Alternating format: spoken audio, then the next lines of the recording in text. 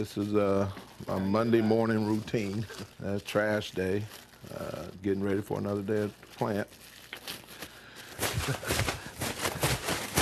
There we go. My name is William B. McIntosh, Sr. All righty. Formerly an employee at Borg-Warner Automotive. Worked there 25 years, 8 months. No longer employed there. They closed the plant.